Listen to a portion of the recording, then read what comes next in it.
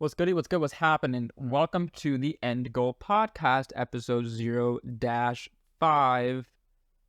Who am I? My career successes and failures. If you've gotten to this video, I really appreciate you listening because holy crap, these things have been 30 plus minutes long. Basically because I like talking and there's just a lot to say sometimes. I prefer it that way. Today, I kind of wanted to talk about my kind of short-ish journey in terms of my career, and I think this video will segment into my future goals because a lot of my future goals revolve around a career of sorts. So to reiterate, I'm a tax accountant. I'm a senior associate who does taxes for high net worth individuals. That's a hard thing to say sometimes. The fun part about working for high net worth individuals is working with a lot of money. Not working with money, but you get to see how much money people make, and you get to see how they made it. The sad part is you see that one person's bank account is basically your entire yearly salary. You know, one dividend portfolio that they have is your entire salary. It's kind of unfortunate, but it really put things into perspective for me. And I want to backtrack. Let's flash back a little bit.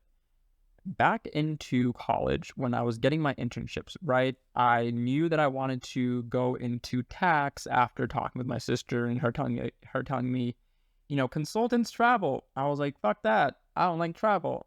I'm a bitch. I want to stay home. So I switched to tax, and tax is very boring to a lot of people, but my family, as Indians and others around me, there's a lot of accountants in my family, a lot of tax professionals in my family. Just kind of fit, you know? And taxes weren't really that hard. I thought to get into it's just taxes, you know what I'm saying? So I focused on taxes, got an internship, was very blessed to get one, the one that I wanted in the firm that I wanted for the time that I wanted, and it was paid. It was just the luckiest thing of my entire life, basically. All the luck that I had built up in my life until that point, after getting all my luck went into, yes, take this internship that you want. God said, take this. Don't ask me for anything else in your life. I was like, thanks, God. I appreciate it. So I got the internship, and really all you have to do in an internship to get the callback is to do your job. Just do your fucking job and you'll get the callback. It's not that hard. But I've seen people who haven't gotten a callback. And I'm like, how did you not just do your job? Just do what people tell you to do. And if you're an overachiever like I am, you do a little bit more, and then you just get a callback. It's not that hard. So I got my internship, got a callback for the next year, got my spring 2019 internship, did it in a different team. Bull crap experience, but I picked that different team versus the initial internship that I had. And I was about to start full time, right? So we're skipping all this internship time. I want to talk about what happened when I started my job full time. First things first, started in COVID. Started in December of 2020. And this was after I was supposed to start in July, and they pushed all of our start dates back because they were like reshuffling a lot of things in the firms because of COVID and working remote and all these things. So I moved back home to my hometown, stayed with my family, and I started working there, which was great actually, because I had a lot of things taken care for me. Did not have to do a ton of cleaning, no laundry, because my mother did it, no ironing clothes, my father did it, my mother cooked, my father did the dishes. All he asked us to do was keep my bedroom clean the bathroom, vacuum the floors, vacuuming and things like that. Like cleaning things I was good at too, so I just did them around the home. So a lot of things were done for me, so all I had to do was focus on work.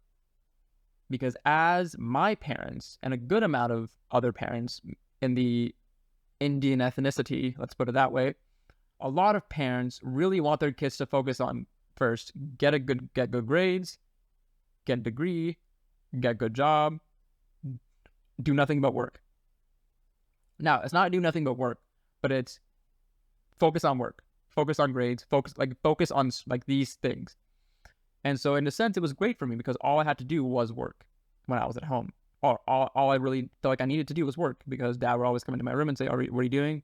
Working? Okay, good. And then you just walk out. My dad's a man of many words when he wants to be.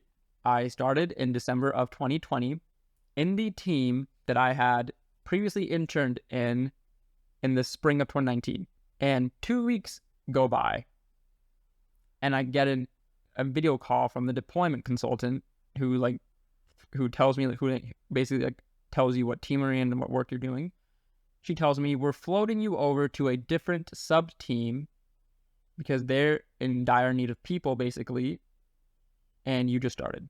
That was the Cliff Spark Notes. That was the summary of what happened, right? I'm paraphrasing, by the way. They didn't say it that bluntly, but that was basically what happened. Was you're new, we're floating you over there, and you're good at your job. That's what I told myself. Ego's coming out, I'm telling you. So 2 weeks in, I already get moved teams. And I kid you not, 2 weeks in, I got moved. At firms like this, they assign you a senior associate or a manager that is like your buddy, your coach, that will help you learn the job and learn the skills and develop the skills as you're becoming a professional. And what happened was that the coach that I was assigned had put in her 2 weeks. And I was on a decent amount of her clients because you want to work with your coach so that they can see your work. They can give you real-time feedback. They can help you improve professional development, blah, blah, blah, blah, blah. Upskilling, blah, blah, blah. But she put in her 2 weeks. Why did that happen? The accounting industry was in massive, massive dire straits during COVID because everybody was burnt the fuck out because you were at home, so all you did was work. Everybody was burnt out. So people were just leaving the big four firms because it's high pressure, high hour times. So what happened? The single greatest thing of my life happened. Okay? There's a lesson in here. I promise there is. Because this is the same lesson I tell everybody, every new person who joins my firm who asks for advice. I got moved teams. I got put with a coach. The coach left. I got a new coach. But the clients that I had with that coach, I didn't have a manager on. So it was just me, a fresh associate in a new team doing individual income tax. I had no clue about because my internship was in corporate tax, partnerships and corporations. I had no clue what individual income tax was about. I got put on there with a director. And not just any director. This woman was awesome. She knew so much information. She knew so much that I felt like an idiot doing anything and sending it to her. Because whatever I sent to her, till this day, gets ripped apart and sent back to me for changes. There was the single best thing that's happened to me out of my control in my life. Because I love the team. The team was amazing. The team was super nice. A lot of them are family individuals. They had partners or kids or full families at that point. They understood work-life balance, given half their team had just left because of the lack of it. And the team was great. They were such nice people. And I came in there ready to go. I was going to take over this team because I already had plans on how I was going to show my value at this place, right? Like I said, there's a lesson in here. Wait for it.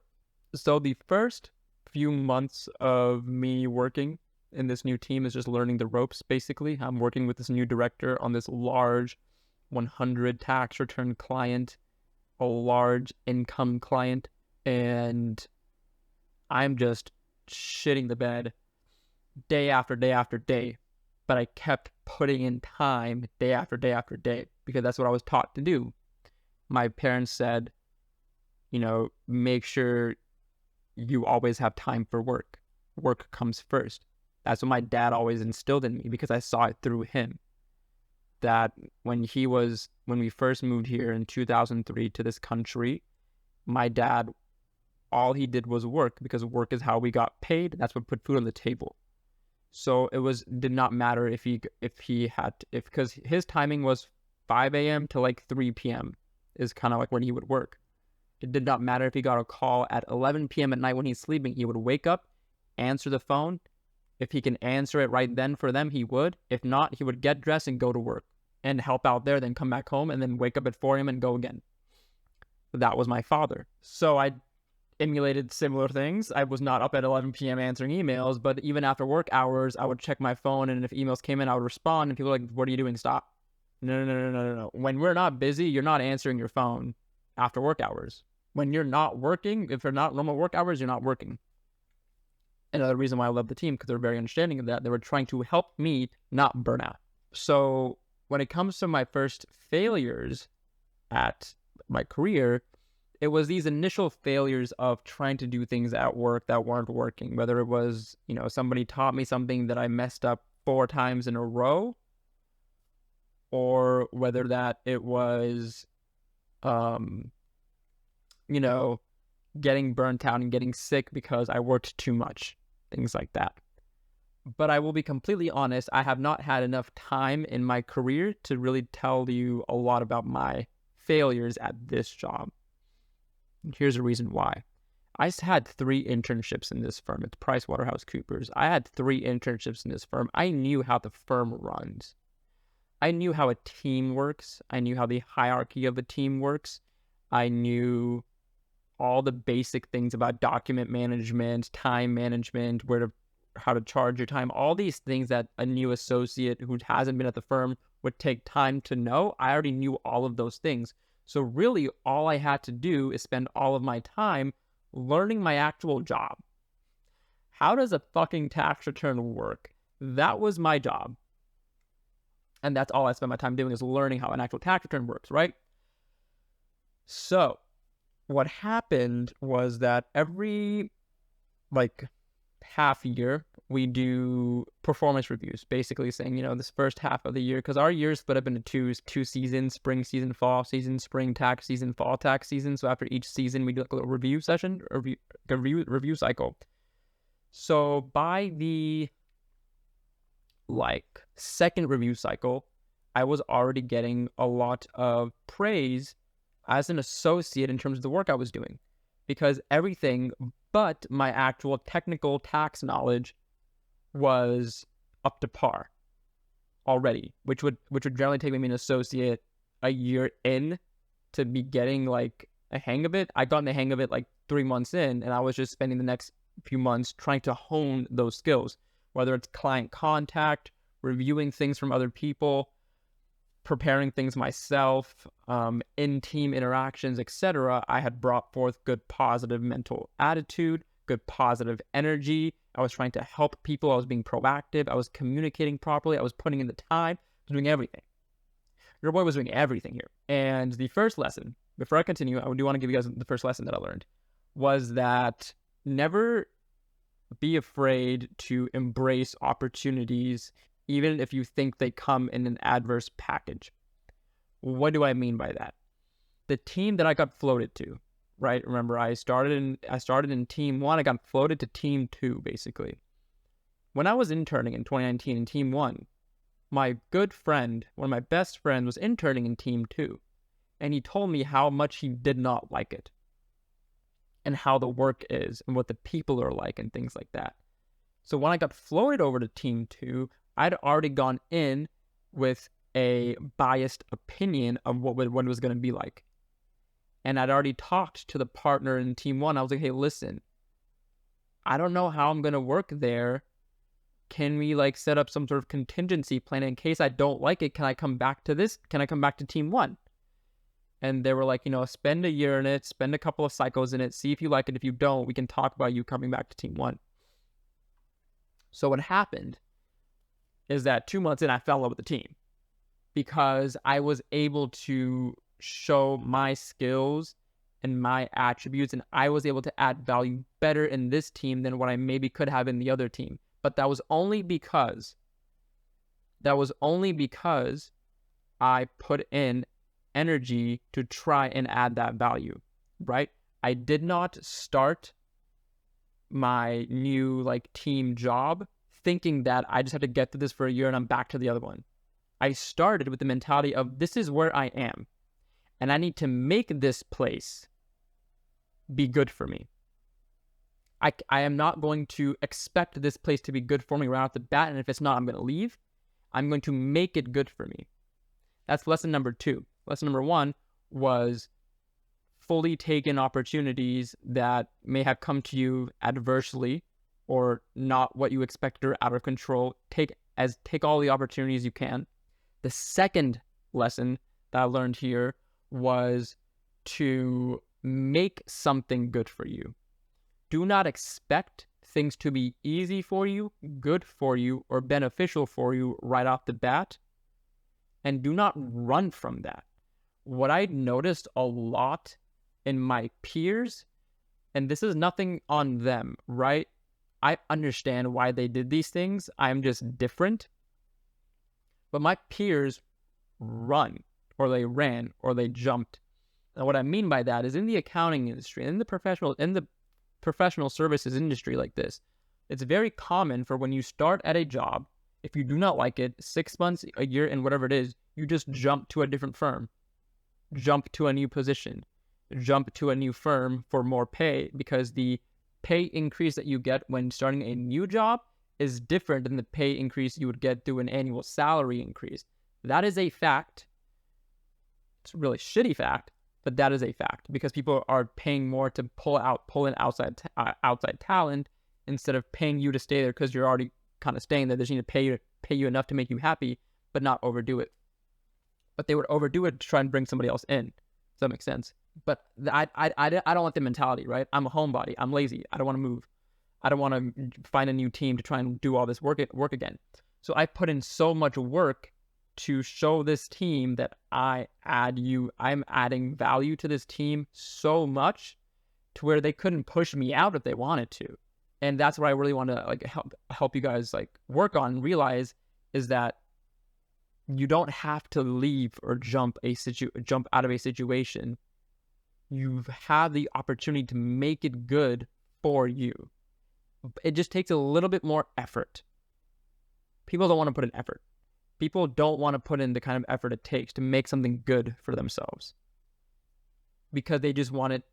They want half the work to be done for them so they can come in and bring the other half. But nobody wants to do 100% of the work to make something good for them. But you're different. I believe that you are 100% different, and that if the opportunity arose, you would recognize that I want to make this good for me, therefore I'm going to do whatever I can to make it good for me. I'm not going to wait for somebody to help me or do it for me. I'm not going to leave and try and find something else. I'm going to make it good for me. That being said, I do want to go to the other side, and I acknowledge that if you are working or you are in a situation that is toxic, awful, not even good for you to start with, jump, plunge, dive out of that thing, okay? Get out of there, and then go try and find a place where you can give your 100% and make it good. That was the second lesson that I learned through my time here, is that I put in that time to make it good for me. I'm a year into work, right? Second performance review, my director, not the one that I would die for, but a different one, who is my the director that I report to in terms of staffing and raises and things like that. He's the one who tracks my metrics. He came up to me and he said, "Hey, listen, you've been getting these high praises and these performance review snapshots are looking good. Have you thought about entertaining the idea of an early promotion? Because you've already excelled in a lot of things that associates would take time for. You just need to brush up on these few things." And when he said that, I was like, interesting. I should think about that. And I'd lied to you because I just remembered this was not a year in, this was a half a year in. I started in December. This was in June of the following year that he told me this. And I was like, okay, yes. Why would I not? Why would I not work toward this new goal? Because this new goal basically makes it, this new goal is so far out of reach that it makes me need to put in more time to go get it. And in that more time, it would give me more skills and more experiences and more knowledge, etc. There's nothing wrong with trying to achieve this goal. It's all beneficial. So I said, yeah, let's go for it. Let's try and become a senior associate as soon as possible. And then the next fall cycle came through. I shit the bed more as an associate, and my performance reviews came back, and I was still good. I just was not senior associate level yet. So spring of 2022, I had decided, I was like, this is your chance to show these people that you can be a senior associate a year and a half into starting work. So what does that entail? The next lesson is learning what you're working towards. What is this goal actually like comprised of? In my example, senior associate goal is comprised of the tax technical knowledge of the tax returns. Basically, what knowledge do you have? It is also how much time you spend on the job. Can you spend more time doing the work? You will have more responsibilities to do. Therefore, you will need to be spending more time doing it, potentially. Third thing is, can you manage a team? Can you manage the associates and the preparers that are underneath you, giving you work? And can you manage your own work, therefore manage the people above you's schedule? Can you manage your manager and your director and your partner in terms of, hey, I need these 5 things for me to be able to start preparing this return with X person. I need you to go to the client and get it to me.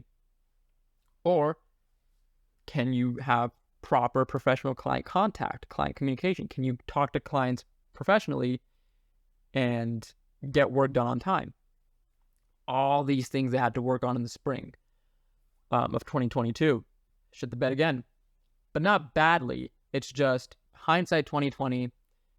It was a little bit pushing it, but I'd already been basically in a senior associate reviewer engagement managing role for so long, because like half a year to a year doing something in the professional world is a long time. And I felt that like I have to push for this because my pay isn't going to reflect that. My pay is not going to reflect the work that I'm doing. And I want to get paid for the work that I'm doing, right? I don't want to get paid less for stuff that I'm doing more of. So I did as much as possible. They approved me and I got a senior associate in a year and a half. That is my first major success as a career tax professional, is getting promoted in a year and a half. And with that came so many other issues that we're going to talk about. First issue is that the expectations when you're a senior associate or when you're just a second level are higher, obviously. And the time with which you have to do things feels less because you have a lot more responsibilities, a lot more things you have to do, and you're trying to do them in 8 hours because you don't want to work more than 8 hours because you're only paid to really work 8 hours, 40 hours a week. So you don't want to put in 50 only being paid for 40. You know what I'm saying? So that was a hard thing. That was a very difficult thing, is trying to find that time, because in all of this, in this entire a year and a half span, your boy was trying to do other things outside of work. My advice that I had said in terms of putting as much time as you can put in to do something to make it work, I made it work. But when I didn't have to do work, I was like, what else can I do? I stopped gaming. I wanted to start reading again. I wanted to like do other things with my time. And I was like, and since I was working and I was making money, I was then finally invested in how can I make more money? And the advice, or like the comment that people always make, is you don't become rich off of a salary, is predominantly very true.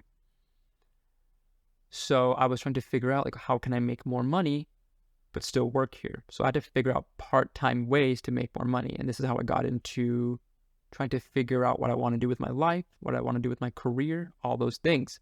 My voice got soft there. I apologize. It was a serious tone, so I had to kind of get serious with it, you know what I'm saying? But anyways, by this time, I was doing a lot with my time. I was getting into graphic design because I've always wanted to, and I finally found tools to help me do that. So I got into graphic design. Another part of me that I failed to mention is that whenever I start something new or I want to do something, I don't wait for somebody else to do it for me. And I don't like trying to find something that doesn't fit me. I just make whatever I want to make. It's very vague, but so let me give you an example. When I got back home in 2021, I forgot to mention this in the fitness video, but I'll save this story for a different one. But I was training for American Ninja Warrior. and it was a 3-month training cycle. My trainer loved this man. He gave me my list of exercises to do and the things that I had to train for, and I had to track all these things down. And I didn't have a proper thing to track them in because I didn't want to write it down in a journal every single time. So I was like, I need some sort of fitness tracker. I need a workout tracker that can put these things in. But I went online and I saw a lot of them and I didn't like any of them.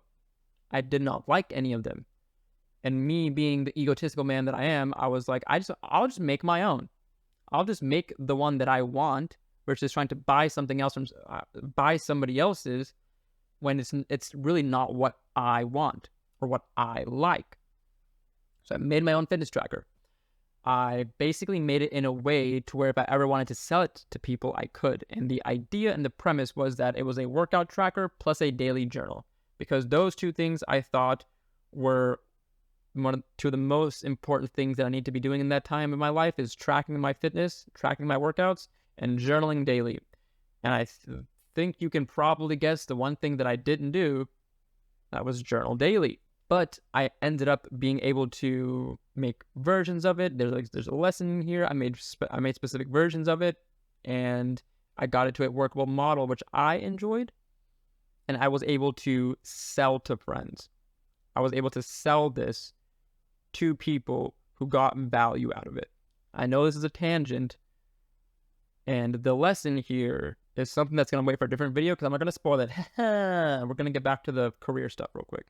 So by now, I had been making the workout planner. I've been graphic designing a lot more other things. I made my own just journals, like daily journals, regular just ruled paper journals with, very simple designs for the covers. I had made a daily planner for a daily to-do list for myself that's compact that I can put in my crossbody or whatever bag that I'm taking. I can take everywhere that I want to.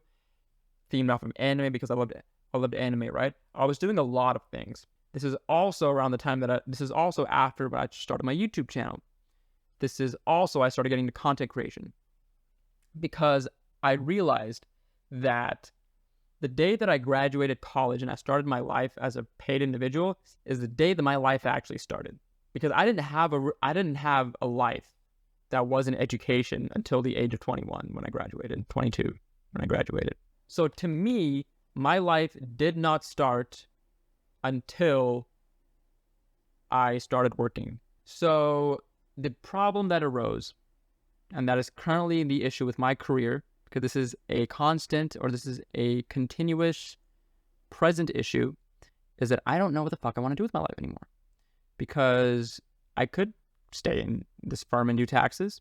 I could jump to a different firm and do taxes. But the idea of staying salaried really annoys me, because I realized when I became a senior associate is that my energy and time output was not being compensated adequately through my actual monetary pay. There's no amount of more work that I put in is going to convert into a similar amount of money being given back to me. So there's no incentive to work more there.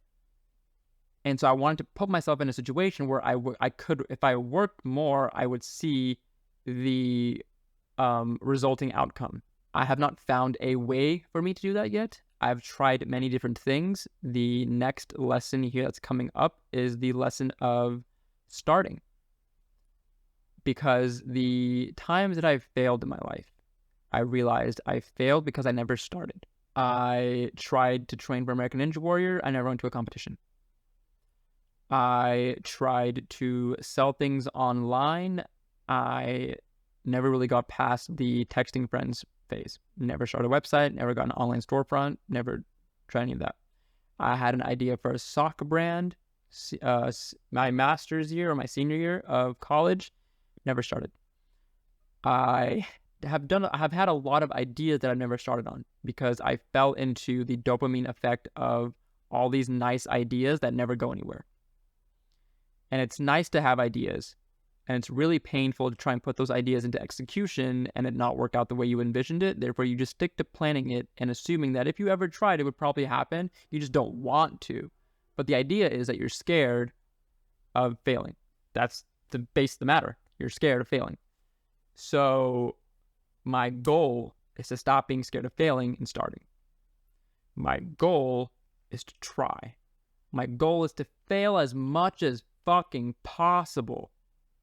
Get as many failures as I can, because each failure provides at least one lesson, if not more. And all those lessons have to eventually accumulate into success. They have to. My ego will not allow me for it not to. It has to succeed. As long as I put in time, I have to succeed. That is my goal. And that is my goal for my career right now, is to find something that I can see that proportionate amount of time equals a proportionate amount of the outcome that I want. And right now that outcome is monetary, but maybe it won't be in the future. Right now I'm just thinking about money, and I think that's why.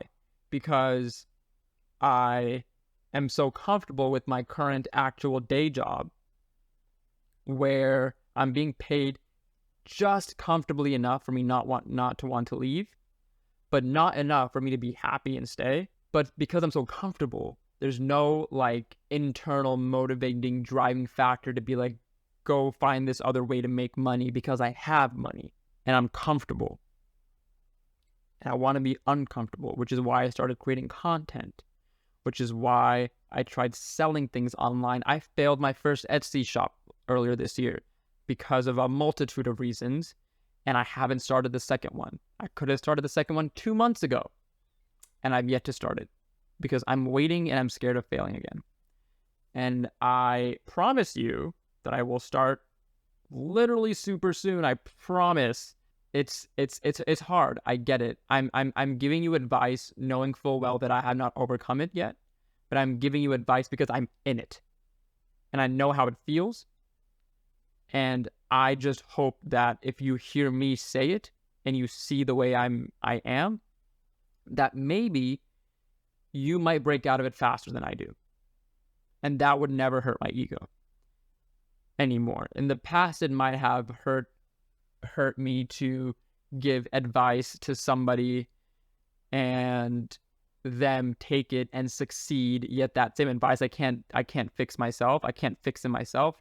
Does not hurt me. I would feel amazed and I would feel blessed to know that if I told you something and it worked for you, sick, fantastic, amazing, right? So what I'm telling you all these things about myself is I hope that you understand that I'm still a work in progress. We're all work in progresses. I just hope that you can get to the completion phase before I do.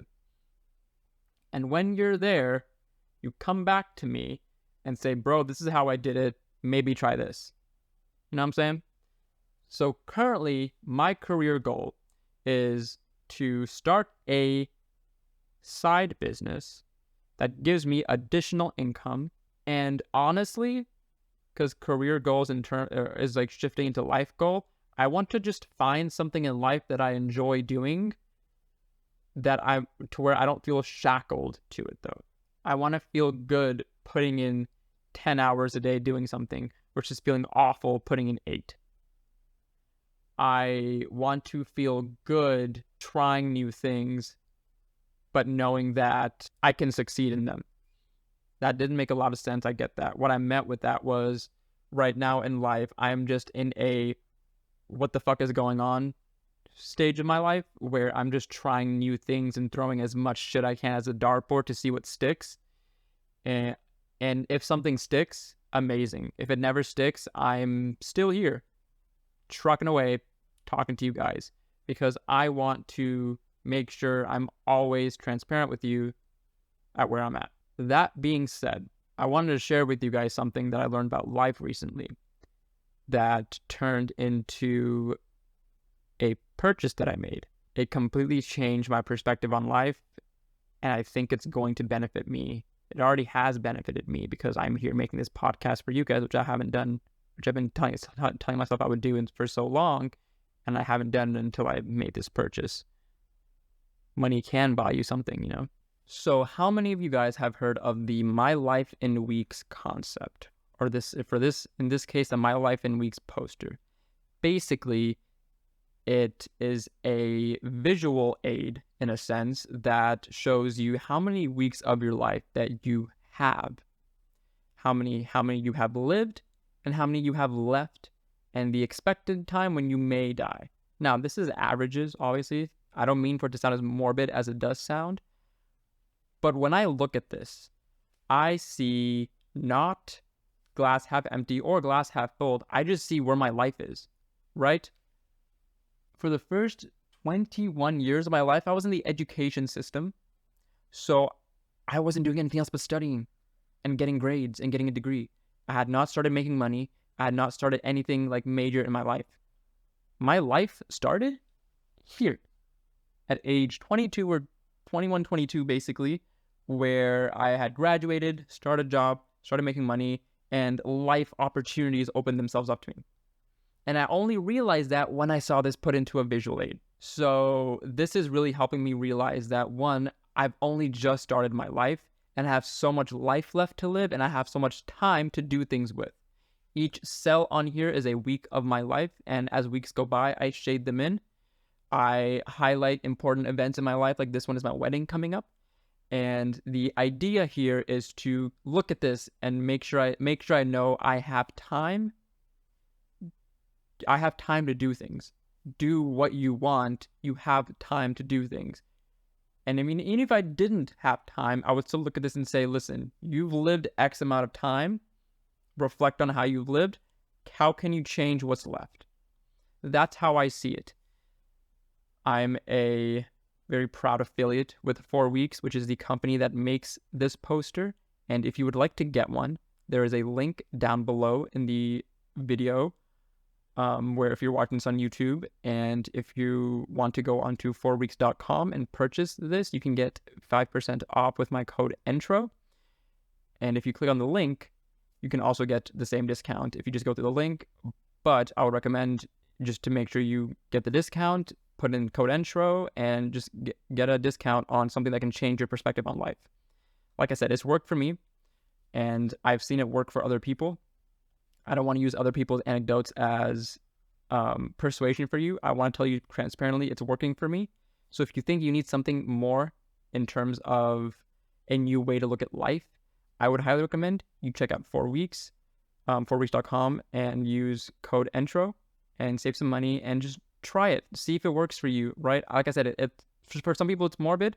For me, it's just a change in the way I see it. And it is a new perspective on life that is helping me reprioritize certain things in my life. So after I got the 4 Weeks poster, it kind of like just put things into perspective for me. I really enjoy looking at it.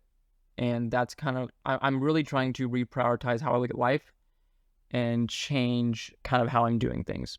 That is probably the end of this episode. I think I've talked to y'all's ears up enough. I do hope there are some lessons in there for you that you can apply to your own life. There may not have been as many questions as I asked you, but here is a question that I want to ask you is, are you happy in life? Are you doing what you want to do in life? If you're not doing what you want to do in life, do you think it's possible to change it? Ask yourself that and really think through the answer. Don't just say yes or no. Really think through the answer. The answer is yes, that you are happy, do what you want. If the answer is no, let's think about a way to improve that. Once again, I really appreciate listening to the End Goal podcast. So it's episode 0-5, my successes and failures in terms of my career. I appreciate you listening this far. I appreciate you listening at all. I really do. This is a chronicling of my experiences in life on the way to achieving all the goals that I set for myself and finding a way to achieve all of them properly, consistently, and happily. I hope that we can meet again and learn more, share more.